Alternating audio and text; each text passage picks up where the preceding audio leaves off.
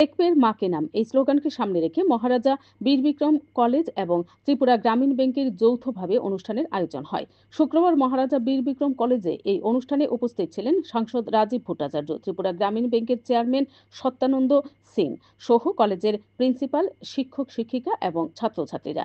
এই দিনের অনুষ্ঠানে বৃক্ষরোপণ করা হয়। অনুষ্ঠানে বক্তব্য রাখতে গিয়ে সাংসদ রাজীব ভট্টাচার্য বলেন, পরিবেশ সুরক্ষার জন্য বৃক্ষরোপণ আমাদের প্রত্যেকের দায়িত্ব ও কর্তব্য।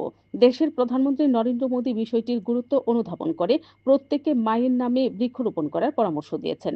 এর তাৎপর্য বিশ্লেষণ করতে গিয়ে সাংসদ বলেন, আমরা প্রত্যেকেই মাকে শ্রদ্ধা করি, ভালোবাসি। মায়ের নামে বৃক্ষরোপণ করলে ঠিক সেইভাবে গাছকে যত্ন করবেন প্রত্যেকেই। তিনি বলেন, শুধু গাছ লাগালেই হবে না, গাছকে রক্ষণাবেক্ষণের দায়িত্ব আমাদের প্রত্যেককে গ্রহণ করতে হবে। Bureau report, BTV Tripura news.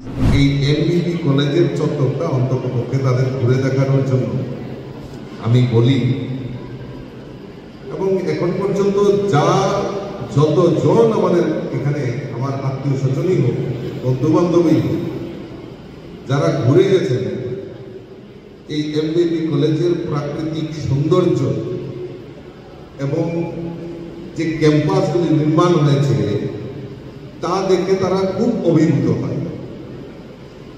এবং এই গ্রিনারিটা আমার মনে হয় না আর কোনো জায়গায় কোনো ক্যাম্পাসে আমরা দেখতে পাই। আধুনিকতার যুগে আমরা বিভিন্ন কনস্ট্রাকশন আমরা করছি, আমাদের প্রয়োজনের তাগিদে আমরা করছি, কিন্তু তার পাশাপাশি আমরা এই প্রাকৃতিক যে আমাদের সৌন্দর্য, সবচেয়ে বেশি ইম্পর্টেন্ট যেটা গাছকে আমরা ধ্বংস করছি।